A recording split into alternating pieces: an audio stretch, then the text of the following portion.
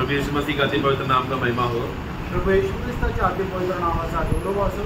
प्रभु ने हमको फिर से और एक सौभाग्य दिया है प्रभु का संगति में बने रहने के लिए। आणि प्रभूने आपल्याला अजून एक सौभाग्य दिले त्याच्या संगतीमध्ये राहण्याकरता। प्रतिदिन प्रभु हमें एक नया दिन दे रहा है, यानी कि प्रभु हमको अवसर दे रहा है प्रभु के बारे में, मसीह के बारे में और ज्यादा बातों को हम जान सके।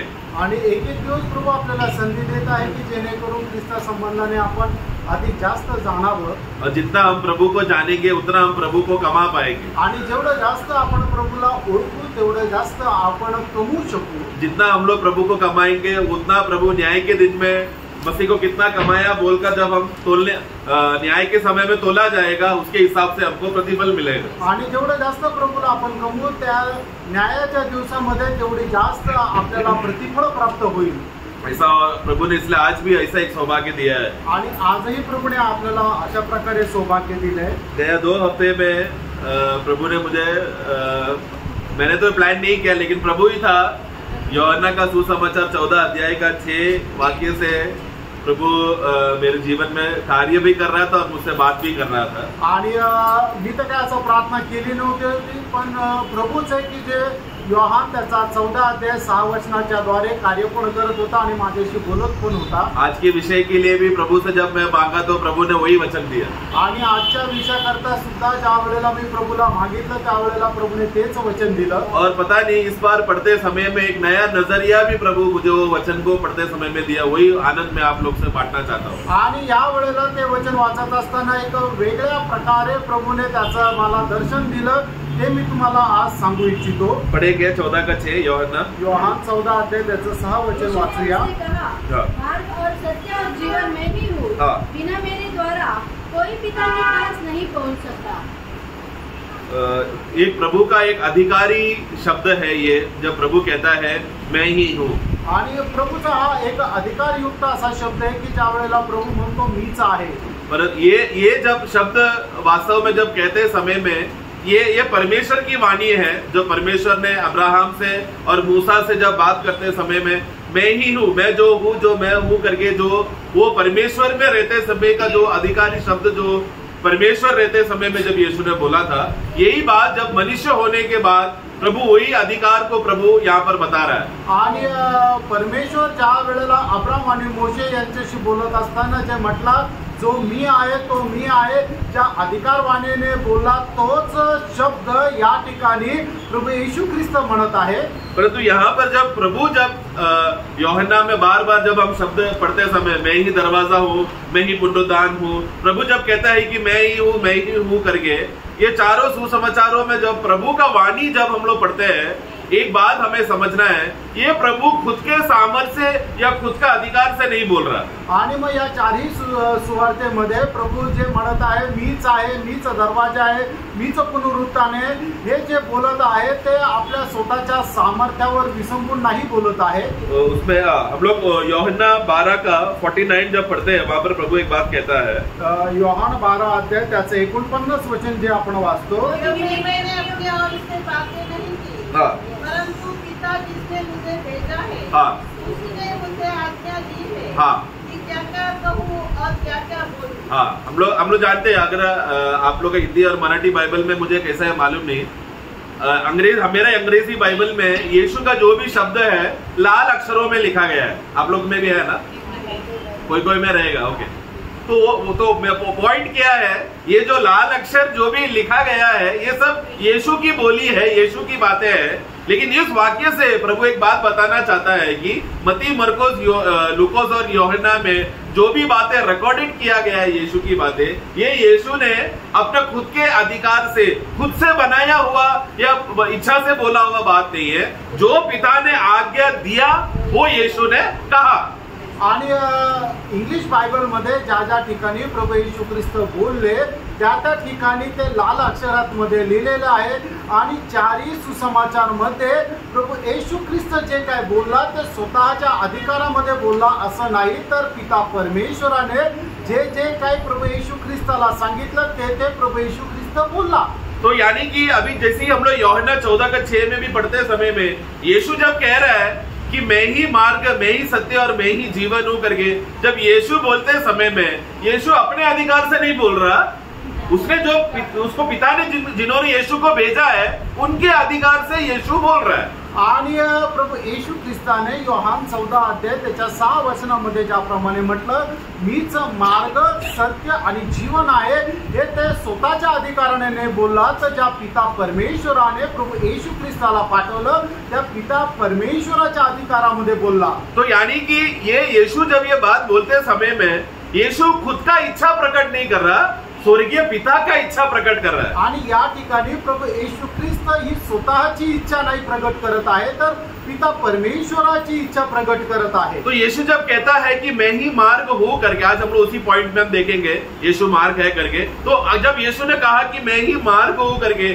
उसके पीछे यीशु का दिल में मन में यीशु क्या बोल रहा है, ये मुझे पिता ने बोला बोलने के लिए, इसलिए मैं ये कह रहा हूं। आणि या ठिकाणी जसं प्रभू येशू ख्रिस्त सांगतात की मीच मार्ग आहे, त्या ठिकाणी प्रभू येशू ख्रिस्ताला हे सुद्धा सांगायचं आहे की हे मी नाही बोलत आहे, तर पिता परमेश्वराने मला सांगितलं ते मी बोलत आहे। यानी कि सारा मनुष्य जात को यीशु एक संदेश देना चाहता है। वो संदेश क्या है? अगर पिता के पास पहुंचना है तो पिता कह रहा है कि वो मार्ग यीशु है। आणि मग सबंध मनुष्य जातीला प्रभू येशू ख्रिस्त या ठिकाणी एक संदेश देत आहे, ज्याला कोणाला पित्याजवळ पोहोचायचं आहे तर त्याच्याकरता असणारा जो मार्ग आहे तो प्रभू येशू ख्रिस्त आहे असं पिता म्हणत आहे। तो ऐसा ये शब्द बोलने से पहले, इसके पहले मार्ग ये नहीं था, मतलब इसके पहले मार्ग यीशु नहीं था। आणि हे बोलण्याच्या अगोदर मार्ग प्रभू येशू ख्रिस्त नव्हता। मार्ग उन लोग के लिए क्या था? आणि त्यांच्याकरता मार्ग काय होता? उन लोग सबको मंदिर के पास आना पड़ता था। वो लोग सबको मिलाप वाला तंबू के नजदीक बाहरी आंगन में खड़ा रहकर महायाजक अंदर बाहर कर रहा है, वो रास्ता को देखकर वो लोग आश्रय करते थे, पाप की क्षमा के विषय में आश्रय करते थे और आराधना के विषय में अर्पण करते थे। आणि मग या अगोदर इस्रायल लोकांना ज्या ज्या वेळेला परमेश्वराची भेट करण्याकरता जावं लागायचं त्या वेळेला ते निवास मंडपाकडे जायचे आणि फक्त ते अंगणामध्ये उभे राहायचे आणि फक्त याजक आणि महायाजक यांना बघायचे की पवित्र स्थानामध्ये ते आहे आणि महायाजक पवित्र स्थानातून अति पवित्र स्थानामध्ये जाय करताना बघायचे आणि मग त्यांची आशा ही परमेश्वरावर होती आणि ती आराधनामध्ये होती। तो यहाँ पर जब पिता जब कह रहा है, यीशु के द्वारा कहता है कि यीशु ही एक मार्ग है करके बोलते समय में उसका एक और अर्थ उसमें से ऐसे निकल कर आता है कि पिता के पास पहुंचने के लिए अगर कोई भी तरीका है या कोई भी अगर रीति है तो वो सिर्फ यीशु है। आणि मग या ठिकाणी पिता परमेश्वराला या वाक्यामध्ये हे सांगायचं आहे की जर पिता परमेश्वराच्या जवळ जाण्याकरता जर अजून दुसरा कुठला मार्ग आहे किंवा अजून काही उपाय आहे तर केवळ एकमात्र उपाय आहे, तो म्हणजे प्रभू येशू ख्रिस्त आहे। पहला उनका रीति क्या था, या लोग किस रीति से वो लोग आ सकते थे? आणि अगोदर ते परमेश्वराच्या जवळ कुठल्या पद्धतीने येऊ शकत होते? उन लोगों को एक बलि लेकर आना पड़ता था, त्यांना एक बलि घेऊन यावं लागायचं। महायाजक को पवित्र वस्त्र पहनना पड़ता था आणि महायाजकाला पवित्र वस्त्र परिधान करावा लागायचे। उसके बाद उन लोगों को उसको बलि करने के बाद उसका राख लेकर भस्म लेकर शुद्ध पानी में मिलाकर उसमें लहू मिलाकर अंदर जाके छिड़कना, ऐसा एक एक रीति एक एक कर्म एक एक बातें उनको करना पड़ता था। आणि मग ते जे बलि अर्पण केलेलं आहे त्याची राख घेऊन ते पाण्यामध्ये मिसळून त्याच्यामध्ये शुद्ध रक्त टाकून मग ते अर्पण घेऊन जावं लागायचं।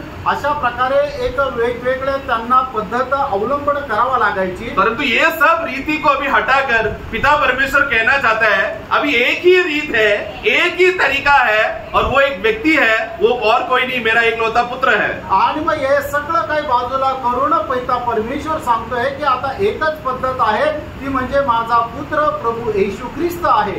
इसके लिए हमें यीशु अभी हमारा तरीका, ये हमारा तरीका बोलते समय में गलत नहीं समझना, ये एक व्यक्ति को समझने के लिए और वो व्यक्ति को अपनाने के विषय में मैं वो कह रहा हूँ। आणि एका व्यक्तीला समजण्याकरता आणि त्याचा स्वीकार करण्याकरता मी सांगत आहे। तो वो ये तरीका अभी एक व्यक्ति बन गया, अभी कर्मों में नहीं हो गया, व्यक्ति में हो गया। आणि मग आता आपली पद्धत परमेश्वराच्या जवळ जाण्याकरता कुठल्या कर्माच्या द्वारे नाहीये, तर ती कर्माकडून बदलून आता एका व्यक्तीमध्ये आलेली आहे। आप लोगों को मालूम है अभी उद्धार पाने के लिए अभी क्या तरीका है? कर यीशु मसीह में, यीशु पे मैं विश्वास कर रहा हूं कि मेरा पापों को क्षमा देने के लिए जो कर्म प्रभु ने किया उस पर विश्वास करना, तो वो विश्वास करना अभी मेरा तरीका बन गया, मेरा रीत बन गया, मेरा रास्ता बन गया। आणि आता तारण प्राप्त करण्याकरता आपल्याला काय आहे की प्रभू येशू ख्रिस्तावर विश्वास करावा लागतो आणि ती आता आपली एक पद्धत झाली। तो ये रीत से अगर मैं हट गया, ये तरीके से मैं हट गया तो फिर मैं सचमुच विश्वासी हूं क्या नहीं करके मुझे जांचना पड़ेगा, क्योंकि विश्वासी को विश्वासी बने रहना है तो प्रभु ने, पिता परमेश्वर ने जो रीत दिया है, तरीका दिया है, उसी में ही बना रहना पड़ेगा, उससे बाहर नहीं जा सकता हो। आणि मग या जी रीत आहे, जी काय पद्धत आहे, तिच्यापासून जर आपण बाजूला झालो तर मग खरोखर आपण विश्वासू आहे का नाही हे आपण पडताळायला पाहिजे, कारण का पिता परमेश्वराने दिलेली पद्धत हीच आहे। परंतु मनुष्य का अवस्था क्या मालूम है? आणि मनुष्याची अवस्था काय माहिती? मनुष्य इतना शारीरिक हो गया है, वो इतना श्रापित और शारीरिक दशा में बन गया है कि परमेश्वर ने जो दिया हुआ मार्ग या परमेश्वर ने जो दिया हुआ तरीका को ना मानते हुए स्वयं से वो लोग अपना तरीका अपनाने लगा। आणि मनुष्य इतका श्रापित झालेला आहे, इतका शारीरिक झालेला आहे की परमेश्वराने दिलेली पद्धत ते सोडून देतात आणि आपल्या स्वतःहून काही पद्धती शोधतात। एक्लीसियास्टिक सभा उपदेश है ना, सभा उपदेश उसका 7 का 28 में, उपदेशक त्याचा 7 अध्याय त्याच्या 28 वचनामध्ये,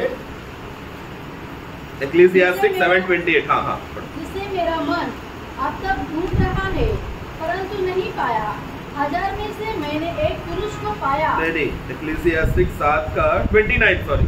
देखो मैंने केवल यह बात पाई है कि परमेश्वर ने मनुष्य को सीधा बनाया। परमेश्वर ने मनुष्य को सीधा बनाया, परंतु उन्होंने बहुत सी युक्तियां निकाली है। हाँ, मनुष्य ने क्या किया?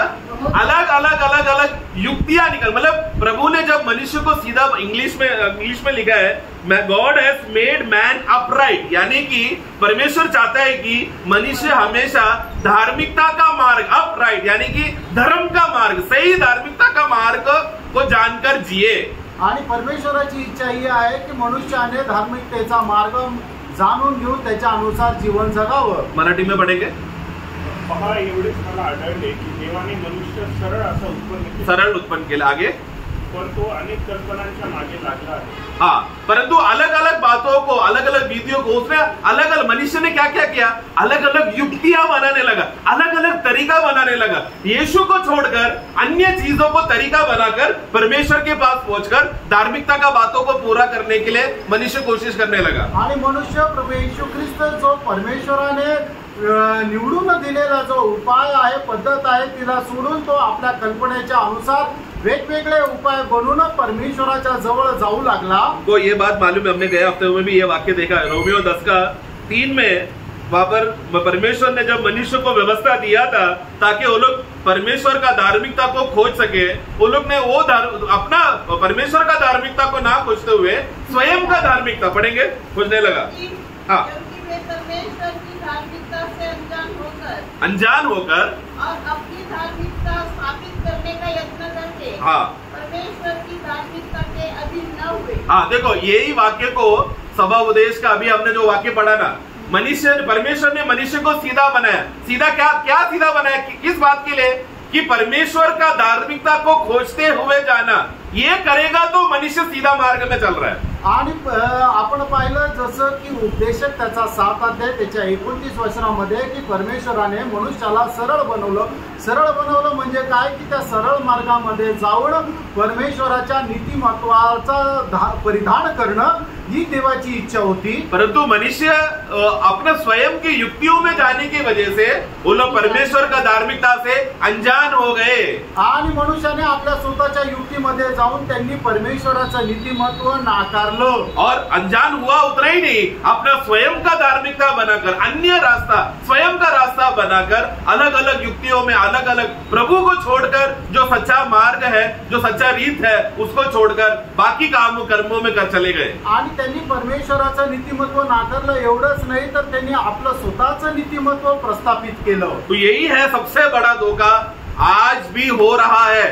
आणि हीच मोठी फसगत आजही होत आहे. लवोदिकिया मंडली का हालत क्या है प्रियो? आणि लवोदिकिया मंडळीची परिस्थिती काय आहे प्रियांनो? वो लोग क्या कह रहे हैं कि हमको सब कुछ मालूम है, हमको प्रभु के बारे में क्या करना है हमको मत बताओ, हमको सब मालूम है. आणि ते लोक काय म्हणतात की प्रभु संबंधाने काय करायचं आम्हाला सांगू नका, आम्हाला सर्व माहित आहे. परंतु प्रभु कहता है कि तुम लोग अंधे हो, तुम लोग नंगे हो, तुम लोग एकदम गिरे हो, निंदित अवस्थे में हो, ये तुम लोग पहचान नहीं पा रहे. आणि प्रभू त्यांना म्हणतो तुम्ही आंधळे आहात, तुम्ही नग्न अवस्थेमध्ये आहात, तुम्ही एकदम पतन पावलेल्या अवस्थेमध्ये आहात, हे तुम्ही ओळखू शकत नाहीये. एक विश्वासी अंधा है, नंगा है करके बोला तो प्रियो, इससे बड़ा लज्जित बात क्या है वो विश्वासी के जीवन में? आणि एक विश्वासू आंधळा आहे, तो नग्न आहे जर असं म्हणायचं झालं तर मग याच्यापेक्षा जास्त लाज वाटणारी गोष्ट त्या विश्वासणाऱ्याच्या जीवनामध्ये काय आहे? क्योंकि परमेश्वर ने जो धार्मिकता का मार्ग, जो तरीका प्रभु ने हमको बता के दिया, परमेश्वर ने जो मसीह को उंगली उठाकर बताया कि ये है वो तरीका, वो एक व्यक्ति है, उस पर आश्रय करो, उस पर हटकर मनुष्य जात अनजान हो गए, अपने अपने युक्तियों में इतना खो बैठे कि परमेश्वर कौन है करके कहता है लोग अभी. आणि परमेश्वराने नीतिमत्व प्राप्त करण्याची जी पद्धत आपल्याला दिलेली आहे ती आहे प्रभू येशू ख्रिस्त. पण लोक काय करू लागले तर परमेश्वराने दिलेली पद्धत जी आहे ती बाजूला करून आपल्या स्वतःच नीतिमत्व प्रस्थापित करू लागली. भजन संगीता 14 में एक वाक्य ऐसा लिखा है, आणि स्तोत्र 14 मध्ये एक वचन लिहिलंय, उसका एक पढ़ना. त्याचं पहिलं वचन, उन्होंने अपने मन में कहा है, हाँ, कोई परमेश्वर है ही नहीं, हाँ, वे बिगड़ गए, हाँ, उन्होंने घिनौने काम किए हैं, हाँ, कोई सुपर भी नहीं. हाँ. उधर दूसरे एक ट्रांसलेशन में, अंग्रेजी ट्रांसलेशन में ऐसा लिखा है, मूर्ख ऐसा कहता है कि मुझे मेरे दिल में परमेश्वर नहीं चाहिए. आणि मूर्ख असं म्हणतो की माझ्या हृदयामध्ये मला परमेश्वर नको आहे. तो मनुष्य क्या बोल रहा है? मनुष्य काय म्हणत आहे? परमेश्वर है ही नहीं. आणि परमेश्वर नाहीच आहे. लेकिन वो क्या कह रहा है? आणि तो काय म्हणत आहे? ये परमेश्वर मुझे मेरे दिल में नहीं चाहिए. आणि हा परमेश्वर मला माझ्या हृदयामध्ये नको आहे. क्योंकि मैं भ्रष्ट हो गया, मनुष्य भ्रष्ट होकर बुरे काम कर रहा है. परमेश्वर अंदर आके तो बुरा काम छोड़ना पड़ेगा, उसको अंधकार से बाहर हटना पड़ेगा. ये मनुष्य करने के लिए तैयार नहीं. आणि मनुष्य काय की भ्रष्ट काम करू लागला म्हणूनच त्याला परमेश्वर नकोय. कारण परमेश्वर आला तर मग त्याला सरळ मार्गात चालावं लागतंय. म्हणूनच या मनुष्याला आता हा परमेश्वर नकोय. ये बहुत ही दुख की बात है प्रियो. आणि ही खूप दुःखाची गोष्ट आहे. आज बहुत से विश्वासी लोग भी इसी रास्ते में चले गए. आणि आजही पुष्कळ विश्वासू लोक याच मार्गामध्ये गेले. उनके जीवन में कुछ तो बड़ा दुर्घटना हो जाता है, कुछ तो गलत बात संभावना हो जाती है, तो लोग सीधा परमेश्वर पे दोष लगाकर बोलता है, परमेश्वर ने क्यों मेरे साथ ऐसा किया, ऐसा परमेश्वर मुझे नहीं चाहिए बोलकर बहुतों का विश्वास का जहाज डूब गया है. आणि लोकांच्या जीवनामध्ये ज्या ज्या वेळेला दुःखाची घटना येते त्या त्या वेळेला लोक परमेश्वराला दोष लावतात की परमेश्वराने का माझ्यासोबत असं केलं आणि परमेश्वरालाच दोष लावतात. परंतु प्रियो, जैसा पौलोस कहता है, एक विश्वासी अपना विश्वासी कदम जब शुरू करता है, विश्वासी जीवन शुरू करता है, उसका लक्ष्य सिर्फ एक ही बात का है कि मैं कैसे भी रीति से मसीह को मैं पाऊं. आणि ज्या वेळेला एक विश्वासू आपली चाल सुरू करतो त्यावेळेला त्याचा उद्देश एकच राहतं की कसंही करून मी ख्रिस्ताला प्राप्त करावं. फिलिपियों का पुस्तक 3रा अध्याय, फिलिपकराचं पत्र त्याचा 3रा अध्याय, उसका 8 और 9 पढ़ेंगे. त्याचं 8 आणि 9 वचन. और मैं अपने प्रभु मसीह यीशु की पहचान की उत्तमता के कारण हाँ, सब बातों को हानि समझता हूँ. हाँ, इसके कारण मैंने सब वस्तुओं की हानि उठाई, हाँ, और उन्हें बुरा समझता हूँ, हाँ, जिससे मैं मसीह को प्राप्त करूँ, हाँ, और उसमें पाया जाऊँ, और उसी में पाया जाओ. आगे, कि अपनी उस धार्मिकता के साथ हाँ, जो व्यवस्था से है, हाँ, परंतु उस धार्मिकता के साथ हाँ, जो मसीह पर विश्वास करने के कारण है, हाँ, और परमेश्वर की ओर से विश्वास करने पर मिलती है. हाँ, देखो, परमेश्वर, ये जो कोई भी यीशु मसीह पे विश्वास करेगा उसको परमेश्वर की ओर से परमेश्वर का धार्मिकता मिलेगा. आणि जो कोणी प्रभू येशू ख्रिस्तावर विश्वास करेल त्याला परमेश्वराकडून परमेश्वराचं नीतिमत्व प्राप्त होईल. मसीह का धार्मिकता नहीं, यहाँ पर भी देखो परमेश्वर का धार्मिकता उसको मिल रहा है. परंतु वो धार्मिकता कौन है? एक व्यक्ति है. हमें मसीह ही हमको परमेश्वर का धार्मिकता की रीति से हमको दिया जा रहा है. आणि मग बघा त्यांना येशू ख्रिस्ताचं नीतिमत्व नाही भेटत तर त्यांना परमेश्वराचं नीतिमत्व भेटतं. पण ते नीतिमत्व एक व्यक्तिरूप रूपाने भेटतं आणि ती व्यक्ती म्हणजे प्रभू येशू ख्रिस्त त्यांना भेटतो. पौलुस को वो तरीका समझ गया आणि पौलाला ती पद्धत समजली. पौलुस ने वो तरीका समझकर क्या बोल रहा है? आणि पौल ते पद्धत समजून तो काय म्हणत आहे? ये तरीके में मुझे बने रहने के लिए मेरा शारीरिक बातें, बहुत से बातें मेरे लिए रुकावट है. उसको अगर मैंने कूड़ा कचरा नहीं समझा तो मैं और मसीह को पा नहीं पाऊंगा. आणि मग ही पद्धत अवलंबन करण्याकरता मला माझ्या जीवनामध्ये जे माझं लाभाचं आहे ते सगळं केर कचरा समजून मला ते त्यागावं लागेल, नाही तर मग मी ख्रिस्ताला प्राप्त नाही करू शकणार. इसके लिए प्रियो, ये मसीह ही हमारा सच्चा वो मार्ग है जो हमें पिता की ओर, सबसे उत्तम स्वर्ग में पिता की ओर पहुंचाता है करके. वो तरीका मसीह में ही छुपा हुआ है. मसीह में बना रहेगा तो ही मिलेगा करके. ये बात का पहचान अगर हमको नहीं मिला तो फिर हमारा प्राण का उद्धार होगा क्या? आणि प्रभू येशू ख्रिस्तच तो मार्ग आहे आणि पिता परमेश्वराच्या जवळ जाण्याकरता तीच एक पद्धत आहे. आणि जर आपण प्रभू येशू ख्रिस्ताचा स्वीकार केला नाही तर मग आपण पिता परमेश्वराच्या जवळ जाऊ शकतो का? उसके लिए पौलुस के अनुभव के वाक्य 10 में आणि त्याच्या 10 वचनामध्ये ताकि मैं उसको और उसके मृत्युंजय की सामर्थ को और उसके साथ दुखों में सहभागी होने के मर्म को जानूं और उसकी मृत्यु की समानता को प्राप्त करूं. आगे कि मैं किसी भी रीति से मरे हुए में से जी उठने के पद तक पहुंचूं. यानी कि उसमें इंग्लिश में लिखा है that I may attain the resurrection from the dead. मैं सबसे उत्तम पुनरुत्थान प्राप्त कर सकूं, इसके लिए मैं मसीह को मैं और कमा रहा हूं.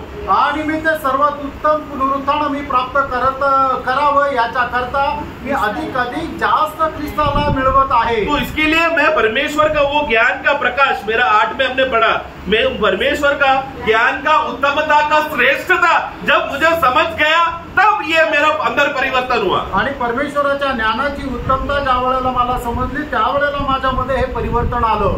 प्रियो, हमें एक ये अवस्था को समझना है. आणि प्रियो, आपल्याला या अवस्थेला समजायचं आहे. विश्वासी लोगों को ये रीत, ये रास्ता अभी भी विश्वासियों को अगर ये वो लोग समझते नहीं है ये बात को. आणि विश्वासी लोक अजूनही या गोष्टीला समजत नाहीये. उदाहरण के लिए बात बताता हूँ. आणि उदाहरणाकरता एक गोष्ट सांगतो. प्रभु का दास हमारे बीच में बहुत बार अफ्रीका में जाकर सेवा किया, मोसाम्बिक का सेवा किया करके गवाही दिया है ना. आणि प्रभूच्या दासाने मोसाम्बिक आफ्रिका मध्ये जाऊन प्रभूची सेवा केली, हे साक्ष दिलेली ना. वो गवाही सुनने के बाद हमारे जीवन में वो क्या होता है, वो गवाही, आणि मग ते साक्ष ऐकल्यानंतर आपल्या जीवनामध्ये ती काय परिणामकारक होते. यस, प्रोत्साहन. लेकिन हम लोग सुनकर नॉर्मली क्या लोग बोलते, अरे ऐसा है क्या प्रभु, मुझे भी वैसा ही प्रभु का दास ने जैसा किया वैसा मैं भी करने तैयार हूं बोलकर एक व्यक्ती का गवाही सुनकर वो व्यक्ति वैसा सेम कॉपी करने देखते हैं.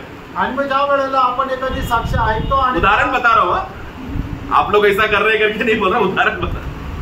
ज्या वेळेला आपण कोणाची साक्ष ऐकतो त्या वेळेला आपण काय मनामध्ये विचार करतो, हा प्रभू मला संधी मिळाली तर मी पण असंच जाऊन त्या ठिकाणी सेवा करेल. ये यहाँ पर है गड़बड़. आणि प्रियांनो, या ठिकाणी आहे गडबड. उसने क्या मतलब ऐसा गवाही सुनने के बाद वो क्या कर रहा है, वो व्यक्ति ने, वो भाई ने ऐसा गवाही दिया तो वो गवाही को सुनकर एक नया तरीका, एक नया मार्ग वो बनाने का कोशिश कर रहा है, मसीह में आश्रय नहीं कर रहा हो. आणि मग ती साक्ष ऐकून आपल्या डोक्यामध्ये एक वेगळ्या कल्पना तो तयार करत आहे, पण ख्रिस्तामध्ये राहण्याचा तो प्रयत्न करत नाहीये. ऐसा अगर हम लोग तरीका किसी का बातें सुनकर जज्बाती होकर, इमोशनली होकर मैं भी कर सकता हूँ बोलकर, जैसा पत्रोस बोला ना, प्रभु तेरे लिए तो मैं मरने भी तैयार हूं करके, लेकिन समय आया तो भाग गया. उसी ऐसा अवस्था हो रहा है विश्वासियों के जीवन में. आणि कोणाची साक्ष ऐकून आपण एकदम इमोशनली न होता, ज्याप्रमाणे पेत्र झाला की त्याने म्हटलं की प्रभू मी तुझ्या करता मरायला पण तयार आहे, आणि मग ज्या वेळेला खरोखर परीक्षा आली त्या वेळेला तो पळून गेला, अशी अवस्था आपली होऊ नये. प्रियो, अगर सबको मोसाम्बिक जाने का बुलावा मिल रहा है तो, आणि प्रियांनो समझ रहा है, देखो प्रभु क्या करता है, जो सचमुच प्रभु का तरीका समझकर मसीह मेरा मार्ग समझता है उनको ऐसे एक एक जगहों में भेजेगा, लेकिन जरूरी नहीं है कि सबको मोसाम्बिक में भेजेगा. आणि प्रभू गरजेचं नाहीये की सगळ्यांनाच मोसाम्बिक मध्ये पाठवेल, पण जो कोणी प्रभू येशू ख्रिस्तावर आपला आश्रय ठेवतो प्रभू त्याला त्याच्या कार्याकरता वेगवेगळ्या ठिकाणी उपयोगात नाही. प्रियो, हमें सबसे पहले वो गवाही सुनने के बाद प्रभु के सामने झुकना है, हमें घुटने में आना है। प्रभु, आपने आपका दास को प्रभु आपने इस्तेमाल किया, मैं तो अयोग्य पात्र हूं, क्या मैं इस रीति से इस्तेमाल हो सकता हूं क्या? लेकिन आपका इच्छा, अगर आप चाहते हो तो कैसा आप चाहते हो बोलकर वो बात सुनने के लिए हमारे अंदर प्रभु का बातें सुनने का वो ज्ञान हमारे अंदर आना चाहिए, बल्कि कॉपी नहीं करना है, लेकिन प्रभू का वाणी सुनना है हमें उसमें। आणि मग ज्या वेळेला आपण अशी साक्ष ऐकतो त्यावेळेला परमेश्वरासमोर आपण गुडघे टेकून परमेश्वराकडे प्रार्थना करायची की प्रभू, मी धन्यवाद करतो की तुझ्या दासाला एवढ्या चांगल्या प्रकारे तू उपयोगात आणलं। जर तुझी इच्छा असेल तर मला पण अशा प्रकारे उपयोगात आण, आणि अशा प्रार्थनेमध्ये प्रभूची वाणी आपण प्राप्त करायची आणि त्याच्यानुसार कार्य करायचे। म्हणजे काय की आपण संपूर्णरित्या प्रभू येशू ख्रिस्तावर विसंबून राहायचंय। बाजू का पड़ोसी को सुसमाचार बोलने के लिए टाइम नहीं है, अफ्रीका में जाके सुसमाचार बोलेंगे। आणि जो शेजारी राहतो त्याला सुवार्ता सांगण्याकरता वेळ नाहीये, आफ्रिकेमध्ये जाऊन सुवार्ता सांगाल। हमें ऑफिस में जाते समय में हमारे ऑफिस के लोगों को मालूम है कि हम विश्वासी है करके, हम मसीह लोग हैं, नहीं जानते वो लोग। आणि आपण ऑफिसला जे जातो त्या ठिकाणी लोकांना माहिती का आपण ख्रिस्ती लोक आहे, तर त्यांना नाही माहित। वो लोग, हम लोग मसीह है करके वो लोग को मालूम नहीं, क्या गवाही देंगे फिर? आणि आपण ख्रिस्ती आहे हेच त्यांना माहिती नाही, तर मग आपण काय साक्ष देणार? लेकिन मुझे कोई विदेश देश में अगर जाने मिला तो मैं सुसमाचार बोलूं, क्योंकि मैंने उस दिन गवाही सुना, प्रभु ने अद्भुत इस्तेमाल किया, मुझे भी इस्तेमाल करेगा बोलकर एक ढोंगी रीति का वो युक्तियां, हम लोग युक्तियां निकालने लगते हैं। आणि मग आपण आपल्याच कल्पनेने वेगवेगळे उपाय शोधत राहतो की मला पण विदेशामध्ये पाठवलं तर मी पण तिथे जाऊन साक्ष देईल। प्रियो, ऐसा धोखे में नहीं रहना, हम लोग ऐसा दूसरों का गवाही सुनकर युक्ति हम लोग नहीं निकालना, हमें समर्पण करना, हमारा सारा युक्तियां क्रूस में खत्म हो जाना चाहिए। आणि मग दुसऱ्याचं ऐकून आपण आपल्या स्वतःने मनाने विचार करून काही उपाय नाही काय काढायचे। प्रभु ने बाइबल में इस प्रकार का दृष्टांत थोड़ा ऐसा एग्जाम्पल्स हमारे बाइबल में दिया है, आणि काही उदाहरणं प्रभु ने बाइबल मध्ये दिलेली आहे। लूका का पुस्तक में जब हम लोग 10:1 में पढ़ते समय में वहां पर प्रभु ने पहले बार अपना 70 चेलों को चुनकर, नया लोगों को प्रभु चुनकर उनको सेवा के लिए प्रभु भेजता है। आणि लोक त्याच्या 10 अध्याय त्याच्या पहिल्या वचनामध्ये आपण पाहतो की प्रभु 70 शिष्यांना तो निवडतो। पढ़ेंगे? हाँ, प्रभु ने 70 हाँ, और मनुष्य नियुक्त किए, हाँ, और जिस नगर और जगह को वह आप जाने पर था, हाँ, वहाँ उन्हें 2-2 करके अपने आगे भेजा। हाँ, उसके बाद वो 16 वाक्य तक उनको क्या करना चाहिए, क्या नहीं करना चाहिए, किस रीति से करना चाहिए, प्रभु ये सब आज्ञा उनको दिया। आणि तिथे गेल्यानंतर त्यांनी काय करायला पाहिजे, काय नको करायला पाहिजे, या सर्व गोष्टीची आज्ञा त्या ठिकाणी दिली। तो इस टाइम में प्रभु ने उनको अधिकार भी दिया कि बिच्छुओं के ऊपर और दुष्टात्माओं के ऊपर तुम लोग उसको यीशु के नाम में उसको बाहर निकाल सकते, बीमार लोगों को तुम लोग चंगा कर सकते, ये सब अधिकार भी उनको दिया था। आणि त्याच्यासोबत प्रभू येशू ख्रिस्ताने त्यांना अधिकार पण दिला होता की साप आणि विंचू यांना तोडवण्याचा, दुष्टात्मे जे आहे त्यांना लोकांमधून बाहेर काढण्याचा, आणि जे आजारी आहे त्यांना बरं करण्याचा। ये सुनकर उन लोग में क्या हो गए, वो लोग, आणि ऐकल्यानंतर त्या लोकांना काय झालं, वो लोग जज्बाती होकर, आणि ते लोक भावनिक होऊन मैं भी कुछ कर सकता हूँ बोलकर अपना युक्ति में वो लोग 70 लोग सेवा के लिए निकले। आणि मी सुद्धा काय करू शकतो या कल्पनेने ते लोक तिथून निघाले। और 17 पढ़ना, त्याचं 17 वचन वाचा। वे 70 आनंद करते हुए लौटे, देखो, आनंद करते हुए लौटे और कहने लगे, हाँ, हे प्रभु, तेरे नाम से दुष्टात्मा के हमारे वश में है। हाँ, देखो उन लोग का ध्यान किधर है, आणि त्या लोकांचं लक्ष कुठे आहे, मैंने कुछ चिन्ह चमत्कार किया उसपे वो लोग का लक्ष्य है, वो लोग का फोकस उसमें है। आणि मी काही चिन्ह चमत्कार केला या गोष्टीमध्ये त्यांचा उद्देश आहे किंवा हेतू आहे। परंतु प्रभु ने जब उनको भेजा, उनको चिन्ह चमत्कार करने के लिए भेजा का? आणि प्रभूने त्यांना ज्या वेळेला पाठवलं त्यावेळेला चिन्ह चमत्कार करण्याकरता पाठवलं का? उसका 9 पढ़ना, 8 और 9, 8 आणि 9 वचन वाचा। इस नगर में जाओ, हाँ, और वहाँ के लोग में उतारे, हाँ, तो जो कुछ तुम्हारे सामने रखा जाए, हाँ, वही खाओ। हाँ, वहाँ के बीमारों को चंगा करो, हाँ, और उनसे कहो, हाँ, परमेश्वर का राज्य तुम्हारे निकट आ पहुँचा है। हाँ, इसके लिए मतलब प्रभु ने क्या कहा, राज्य का सुसमाचार उनको जो भी गाव में तुम लोग जाओगे लोग स्वीकारेंगे तो उनको राज्य का सुसमाचार बताना। आणि ज्या ज्या गावामध्ये तुम्ही जाल त्या ठिकाणी राज्याची सुवार्ता सांगण्याकरता सांगितलं। तुम लोग सुसमाचार बोलते समय में शायद कोई रोगी आ सकता है, कोई दुष्टात्मा से भरा हुआ आ सकता है, तुम लोग मेरे नाम में उस पर विजय प्राप्त करके तुम लोग शुद्ध करोगे, लेकिन तुम्हारा लक्ष्य वो नहीं है, तुम लोग को सुसमाचार बांटना है। आणि ज्या वेळेला तुम्ही लोकांना राज्याची सुवार्ता सांगाल त्यावेळेला त्या ठिकाणी ऐकणारे येणारे लोक कोणी आजारी असतील तर त्यांना तुम्ही बरे करा, कोणी दुष्टात्म्याने पिडलेला असेल तर त्यांचे दुष्टात्मे काढा, पण तुमचा मुख्य उद्देश काय आहे की तो सुवार्ता सांगणं हा राहिला पाहिजे। परंतु चेले लोग लौट कर आए तो जो उद्देश्य से प्रभु ने उनको भेजा था वो उद्देश्य भूलकर उन लोगों ने थोड़ा उधर इधर काम किया, चिन्ह चमत्कार किया बोलकर उसका वाहवाही और बड़ाई की बातें करने लगे। आणि ज्या वेळेला शिष्य माघारी आले त्यावेळेला त्यांनी केलेले जे चिन्ह चमत्कार आहे त्याचा आनंद उत्सव करत ते आले। तो प्रभु को एक घटना याद आया उसी समय में ना, आणि मग त्यावेळेला प्रभूला एक घटना आठवली। इसके पहले एक बार परमेश्वर के पर्वत में लूसीफर नाम का एक स्वर्गदूत रहता था, उसको जब अधिकार और शक्ति और सामर्थ मिला वो भी भावुक होकर भावना से भरकर मैं भी ऐसा कर सकता हूँ, एक दिन मैं परमेश्वर के ऊपर भी सिंहासन बनाऊंगा बोलकर घमंडी अहंकारी होकर परमेश्वर का सत्य रास्ते से वो भटक गया। परमेश्वर ने उसको भूमि में फेक दिया।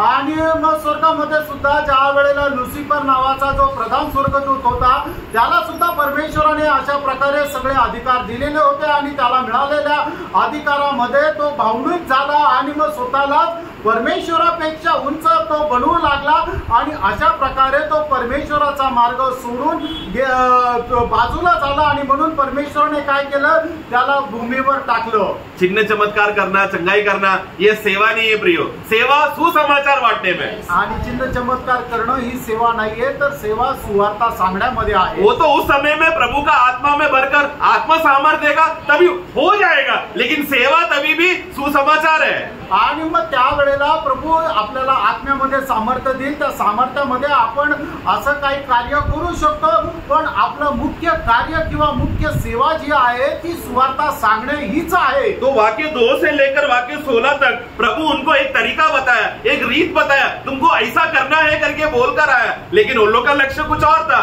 आने के बाद वो लोग स्वयं में कुछ किया है बोलकर प्रभु का धार्मिकता से वो लोग वंचित होकर अज्ञान होकर अपना स्वयं में मैंने कुछ किया है बोलकर प्रभु ने दिया वो जो लक्ष्य की बातों से हटकर वो लोग भटक गए।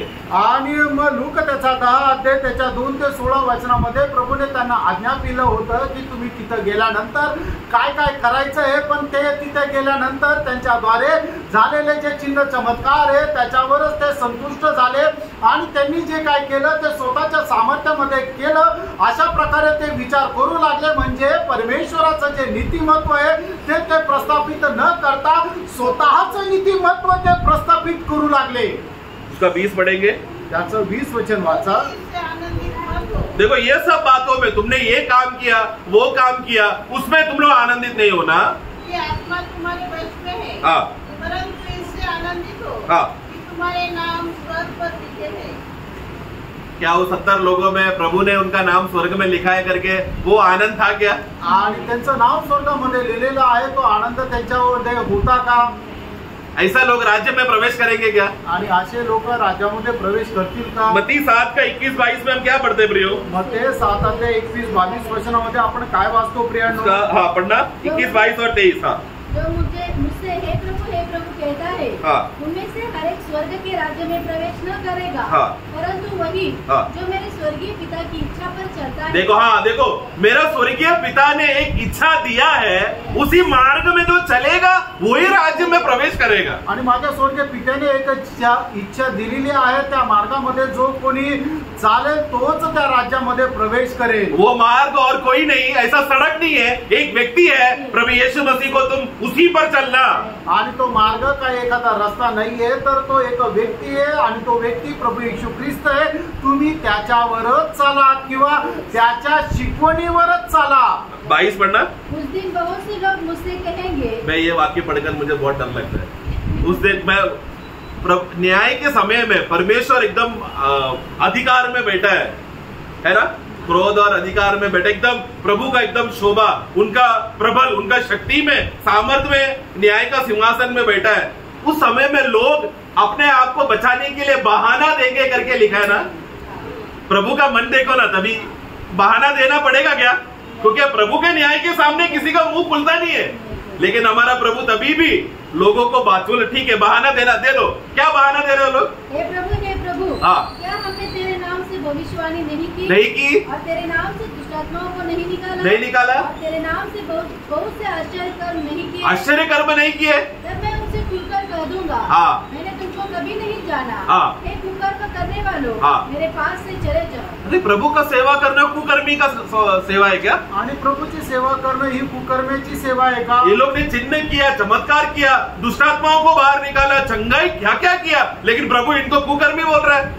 आणि या लोकांनी चिन्ह चमत्कार केले, दुष्टात्मे काढले, चमत्कार केले, पण प्रभू त्यांना कुकर्मी म्हणत आहे। वो लोग ने बारी बारी बहुत सारे काम किया, लेकिन प्रभु ने जिस लक्ष्य में उनको भेजकर सेवा के लिए भेजा था, वो सेवा वो लोग ने नहीं किया। वो लोग ने अपना अपना उपाय बनाया, अपना अपना तंत्र से रास्ता बनाकर प्रभु अपना स्वयं का महिमा करने के लिए यीशु का नाम लेकर स्वयं का महिमा वो लोग करने लगे। आणि मग प्रभूने त्यांना सेवेकरता पाठवलं होतं, पण ते सेवेच्या नावामध्ये आपल्या कल्पनेच्या अनुसार वेगवेगळे ते उपाय केले आणि मग ते उपाय करत असताना परमेश्वराचं नीतिमत्व प्रस्थापित केलं नाही किंवा परमेश्वराच्या नावाचा गौरव केला नाही, तर त्यांनी येशू ख्रिस्ताचं नाव घेऊन आपल्या स्वतःचाच गौरव प्रस्थापित केला। वो लोग भूमि में रहते समय में एक दुष्टात्मा बाहर निकला तो वो लोग आनंद मना रहे, एक चंगाई हुआ तो आनंद कर रहे, लेकिन मेरा नाम स्वर्ग में लिखा गया है उसमें उन लोगों को कोई आनंद नहीं हो रहा, कोई फीलिंग नहीं हो रहा। प्रियो, ऐसा है क्या हमारे बीच में कि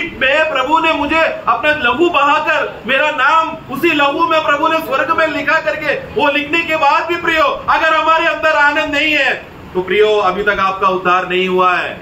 आणि मग त्यांच्याद्वारे दुष्टात्मे निघून जात आहे, जे आजारी आहे ते बरे होत आहे, याच्यामध्ये त्यांना खूप मोठा आनंद आहे, पण त्यांचं नाव स्वर्गामध्ये लिहिलेलं आहे याच्यामध्ये त्यांचा आनंद नाहीये। प्रभू येशू ख्रिस्ताने त्यांच्याकरता आपलं स्वतःचं पवित्र रक्त सांडवलं, त्या पवित्र रक्ताने त्यांचं नाव त्या स्वर्गामध्ये लिहिले, पण तरी सुद्धा त्यांना त्याच्यामध्ये आनंद नाहीये, याच्यामध्ये स्वतः परमेश्वराला दुःख आहे। ये 70 लोग का भी क्या अवस्था हुआ? आणि या 70 लोकांची अवस्था काय झाली? इन लोगों को भी न्याय के दिन में प्रभु क्या बोलेगा? आणि या लोकांना सुद्धा न्यायाच्या दिवशी प्रभू काय म्हणेल? हे अधर्म करने वाले लोग, कुकर्मी लोग, मुझसे दूर हो जाओ। आणि हे दुष्कर्म करणाऱ्यांनो माझ्यापासून दूर जा। प्रभु अपना खुद के चेलों को बोलेगा क्या? आणि प्रभू आपल्या स्वतःच्या शिष्यांना असं म्हणेल का? उसका एक बात को हम लोग देखते, ये लोग कितना समय तक प्रभु के साथ रुका, हम लोग पढ़ते यूहन्ना का सुसमाचार 6 में, वहां पर देखो कितना प्रभु का वचन सुनने के बाद उसका 66 पढ़ेंगे। यूहन्ना 6 अध्याय त्याचं 66 वचन वाचा। इस पर से उसके चेलों में से हाँ, बहुत से उल्टे फिर गए, हाँ, और उसके बाद उसके साथ न चले। हाँ, उसका 64 भी पढ़ना, 64 वचन ही वाचा। सॉरी 60 पढ़ना। प्रभु ने जो बोला हुआ वाणी उन लोग को समझ में नहीं आया, इसलिए वाक्य 60 में क्या हो गया? आणि 60 वचनामध्ये काय झालं? चेलों में से बहुत ने ये सुनकर कहा, यह कठोर बात है, इसे कौन सुन सकता है? वो इंग्लिश में लिखा है कि इसको कौन समझ सकता है? आणि हे खूप कठीण आहे, हे कोण समजू शकतो? ये लोग कौन है? हे लोक कोण आहे? चेले लोग जिसने वीर कार्य किया, दुष्टात्मा को भगाया। आप लोगों में से किसी ने किया है क्या वीर काम? आणि तुमच्यापैकी कोणी अशा प्रकारे दुष्टात्मे काढले का?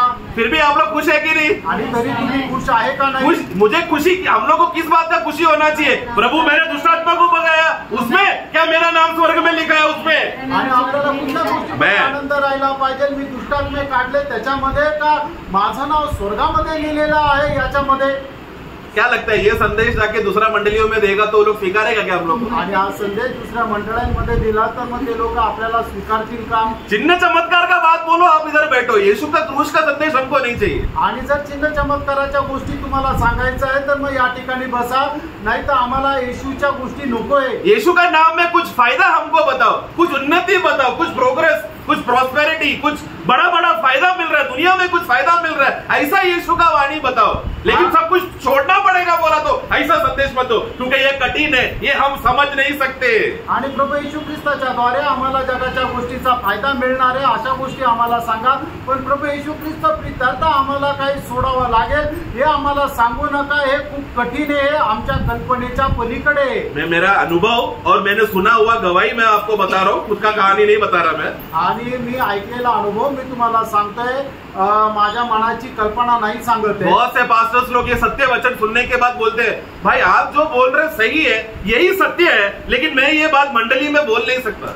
आणि मला ते म्हणतात की भाऊ तुम्ही जे सांगितलं ते बरोबर आहे आणि हेच सत्य आहे, पण मी हे मंडळीमध्ये नाही सांगू शकत, क्योंकि अगर मैंने बोलने लगा तो फिर मंडली में कोई आएगा नहीं, आणि जर मी बोलू लागलो तर मग मंडळीमध्ये कुणी येणार नाही, फिर मेरा ईश्वर को कौन संभालेगा, आणि मग माझ्या ईश्वराला कोण सांभाळेल, मेरा ईश्वर कौन है, आणि मग माझा ईश्वर कोण फिर आहे, मेरा पेट का पालन पोषण कौन करेगा, मंडली में लोग नहीं आए तो, आणि मंडळीमध्ये लोक आले नाही तर मग माझं खाण्यापिण्याचं काय, क्योंकि इन लोगों को समझने के लिए कठिन है, ये एकदम वो लोग समझ नहीं पा रहे ये बातें प्रयोग, आणि ते लोक या गोष्टी समजू शकत नाहीये।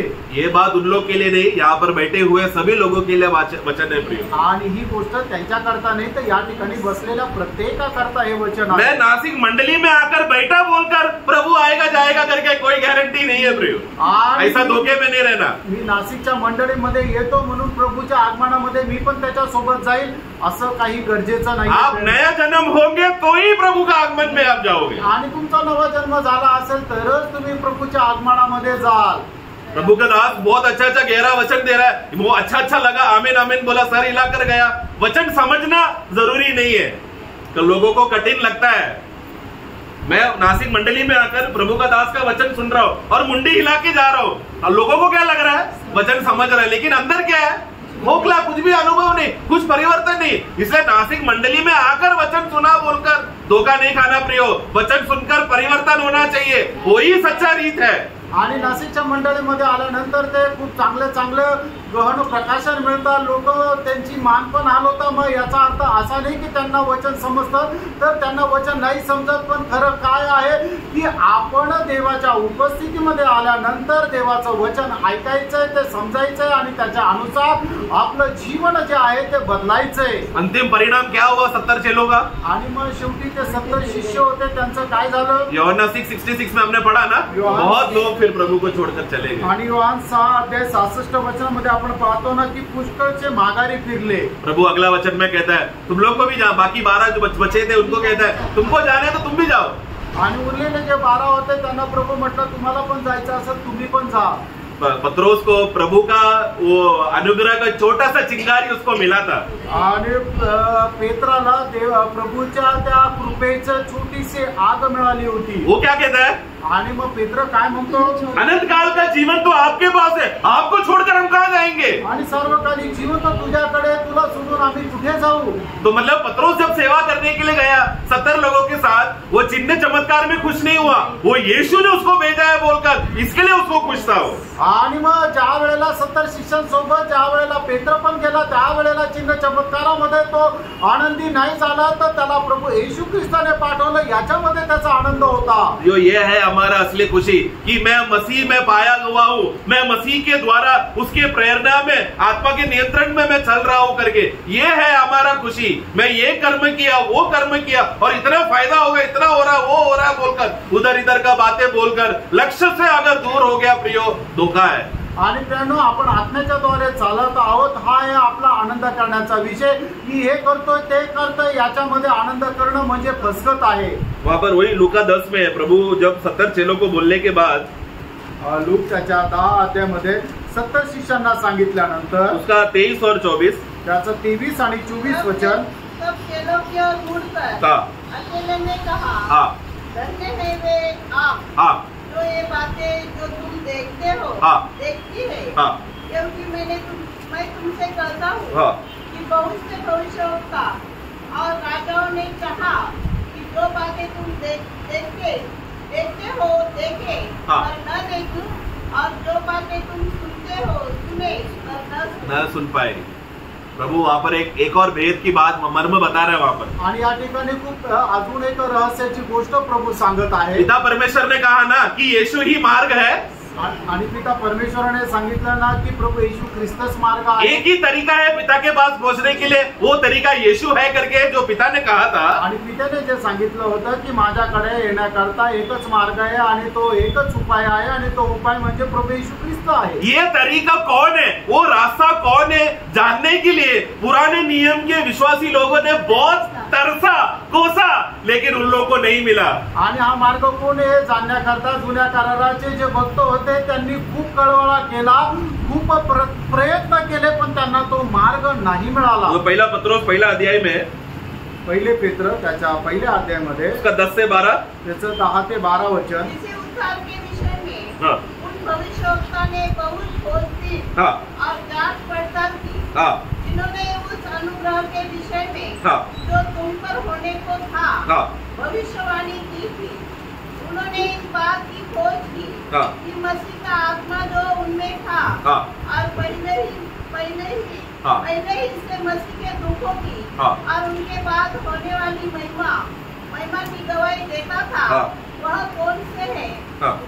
कौन से और कैसे समय की हाँ. और संकेत करता था, 12वीं उन पर यह प्रकट किया गया. उनको पुराने नियम के ये संतों को यह प्रकट हुआ जो सचमुच खोज रहे थे मसीह को देखने के लिए, तो उन लोग ने जांच पड़ताल किया, उनको यह प्रकट हुआ कि वे अपनी नहीं पर वो पुराने नियम के लिए नहीं, वरन तुम्हारी सेवा तुम्हारा सेवा, मतलब अभी नया पत्रोस ये नया नियम में पुनरुत्थान होने के बाद, मंडली स्थापना होने के बाद लिख रहा है, तुम्हारे लिए, मंडली के लिए है. ये बातें कहा करते थे. हाँ बस देखो प्रियो, यीशु को जानने के लिए, देखने के लिए कितने लोग तरस रहे थे पुराने नियम में, लेकिन हे चेले लोगों, हे 70 चेले लोगों, तुम लोग को वो भाग्य मिला मुझे देखने के लिए. आणि मग जुन्या करारामध्ये प्रभू येशू ख्रिस्ताला पाहण्याची लोक किती आकांक्षा ठेवत होते, पण तुम्हाला ते भाग्य भेटलं की मला पाहण्याचं. प्रभु को शारीरिक रीति से देखना ही कितना भाग्य अवस्था है प्रियो. आणि प्रभूला शारीरिकरित्या पाहणं हीच केवढी मोठी अवस्था आहे प्रियांनो. लेकिन उससे भी बड़ा भाग्य है, यीशु ने तोमा को कहा तू देखकर मुझे विश्वास कर रहा है ना, अरे धन्य है वे लोग जो बिना देखे मुझे विश्वास कर, देखकर बिना देखे विश्वास करता है. आणि प्रभू येशू ख्रिस्ताने तुम्हाला अशा प्रकारे म्हटलं, तू पाहून माझ्यावर विश्वास करतो, पण धन्य ते आहे जे माझ्यावर न बघता विश्वास करता. प्रभु पहला लूका 10 में कहता है, हे 70 चेलो, तुम लोग धन्य है, तुम लोग ने मुझे देखा. आणि प्रभू 70 शिष्यांना लूक त्याच्या 10 वचनामध्ये ज्याप्रमाणे म्हणतो की तुम्ही धन्य आहात, तुम्ही मला पाहिलं. आपको लिंक मिल रहा है ना, कनेक्शन मिल रहा है ना. लेकिन यीशु क्या बोल रहा है तोमा को, अरे मंडली ज्यादा भाग्य है, तुम लोग शारीरिक रीति से देखना नहीं है भाग्य प्रियो, आत्मा में प्रभु को स्पर्श कर आत्मा में वो आनंद मिलना है, सच्चा धन्य अवस्था. आणि प्रियांनो, शारीरिकरित्या पाहून आनंद करणं हे महत्वाचं नाहीये, तर आपण आत्मिक नेत्राच्या द्वारे ते पाहून त्याच्यावर विश्वास करणं ही आहे खरी भाग्य अवस्था. क्या हम लोग वो भाग्यशाली लोग हैं क्या? आणि बरोबर त्या भाग्यशाली लोकांमध्ये आपण मोडतो का? आपको बस यीशु को देखकर खुश होना है क्या? आपल्याला फक्त प्रभू येशू ख्रिस्ताला पाहून खुश व्हायचंय का? या देखा नहीं है तो भी विश्वास की आंखों से, आत्मिक आंखों से देखकर, मानो अभी यीशु जब 70 चेलों को बोल रहे हैं, यीशु और चेले लोग आजू बाजू में ही है ना. प्रभू ज्या वेळेला 70 शिष्यांना सांगतो त्यावेळेला त्यांच्यामध्ये ते 12 शिष्य पण आहे. वो परंतु आज कैसा है, आणि आज कसं आहे, यीशु मेरे बाजू में नहीं है, मेरे अंदर है. आणि आज प्रभू येशू ख्रिस्त माझ्या बाजूला नाही तर माझ्या आतमध्ये आहे. वो 70 चेलों को ये भाग्य नहीं मिला जो आज हमको मिला है. आणि त्या 70 शिष्यांना हे भाग्य नहीं मिळालं जे आज आपल्याला मिळालं. पिता ने दिया हुआ वो मार्ग को अगर सही रीति से अगर हमने स्पर्श नहीं किया, हम लोग कुकर्मी हो जाएंगे प्रियो, हम लोग धोखे में हो जाएंगे प्रियो. आणि पिताने दिलेला जो मार्ग आहे तो योग्य प्रकारे जर आपण स्वीकारला नाही तर मग आपण कुकर्मी होऊ. बस 5 मिनट में और लेता हूँ, अजून 5 मिनिटं देतो. लूका का पुस्तक उसका 1:28 में वहां पर पॉल ब्रदर ने भी शुरुआत में भी ये बात बोला था. मरियम को जब स्वर्गदूत आकर जब मिला, गब्रिएल मिला, स्वर्गदूत ने उसके पास भीतर आकर कहा, हाँ, आनंद और जय तेरी हो, हाँ, जिस पर ईश्वर का अनुग्रह हुआ है, हाँ. प्रभु तेरे साथ है. नहीं वैसा नहीं लिखा है क्या, तू सभी स्त्रियों में तू धन्य है. 28-29 में नहीं है क्या? ठीक है, उसका फिर 42 पढ़ना. त्याचं 42 वचन वाचा. और एक शब्द से पुकार कर कहा, हाँ, तू स्त्रियों में धन्य धन्य है। हाँ, ये एलिजाबेथ मरियम को देखकर गवाही देती है कि तू अभी स्त्रियों में सबसे धन्य है। आणि एलिझाबेथ मरियमला पाहून अशा प्रकारे साक्ष देते की स्त्रियांमध्ये सगळ्यात जास्त धन्य तू आहे। वो 28 में भी आना चाहिए। गब्रियल आकर मरियम को देखकर बोलती है, गब्रियल आकर मरियम को देखकर बोलता है कि तू सभी स्त्रियों में धन्य है। आणि मग गैब्रियल येऊन मरियमला म्हणतो की तू सर्व स्त्रियांमध्ये धन्य आहे। और यही बात जब मरियम आत्मा में जब भर गई, उसका उसी अध्याय में 48 पढ़ना आणि 48 वचन वाचा। उसने अपनी दासी की दीनता पर दृष्टि की है। हाँ, इसलिए देखो, हाँ, अब से सब युग के लोग हाँ, उसे धन्य कहेंगे। हाँ, देखो ये गवाही आज भी चल रहा है आणि साक्ष आजही चालू आहे। रोमन कैथलिक जैसा भक्ति मरियम के ऊपर जो भक्ति दिखाकर ये मेरा यीशु का माँ, ये हमारा ईश्वर, ये वो लोग मरियम को भी वो लोग देवी मानकर दर्जा देते हैं। वो लोग तो ये वाक्य को वो लोग एक रीति से वो लोग पालन कर रहे हैं आणि हे जे वचन आहे ते एक प्रकारे अजूनही ते लोक पालन करत आहे। परंतु यीशु ने लूका का पुस्तक 11 अध्याय में उसका 27-28 पढ़ेंगे। लूका त्याचा 11 अध्याय त्याचा 27 आणि 28 वचन। जब वह ये बातें कह ही रहा था, हाँ, तो भीड़ में से किसी स्त्री ने ऊंचे शब्द से कहा, हाँ, धन्य है वह गर्भ हाँ, जिसमें तू रहा, हाँ, और ये स्तन जो तूने दूसरे। हाँ। उसने कहा, ये किसके बारे में? यीशु मसीह के बारे में। हाँ, नहीं, वो गर्भ कौन है? मरियम का। यीशु मरियम ने बोली ना, आज से हर पीढ़ी मुझे मैं धन्य है करके बोलूंगी। वही गवाह वो स्त्री भी बोल रही है, तेरी माँ कितना धन्य है।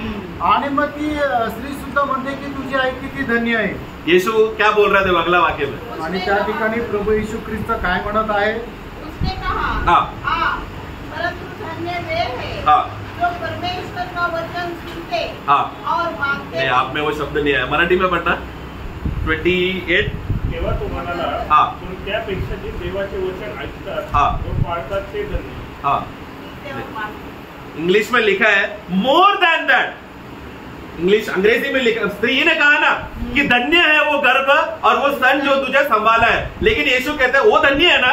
यीशु कहता है उससे भी ज्यादा धन्य वो लोग हैं जो मेरा वचन सुनते हैं और मानते हैं। आणि मग त्या स्त्रीने प्रभूला जसं म्हटलं की ती स्त्री धन्य आहे की जिच्या उदरामध्ये तू राहिला, पण प्रभू येशू ख्रिस्त त्याला म्हणतात की त्याच्याही पेक्षा जास्त धन्य ते आहे की जे परमेश्वराची वाणी ऐकतात आणि ती पालन करतात। पर परमेश्वर ने मरियम का गर्भ को चुना बोलकर परमेश्वर बड़ा ढिंडोरा नहीं पीट रहा उधर। आणि परमेश्वराने मरियमचं जे गर्भ आहे त्याची निवड केली म्हणून त्या ठिकाणी मोठा जयघोष नाही करत आहे प्रभु, लेकिन किस बात में जयघोष कर रहा है, आनंद मना रहा है, खुशी किस पर है?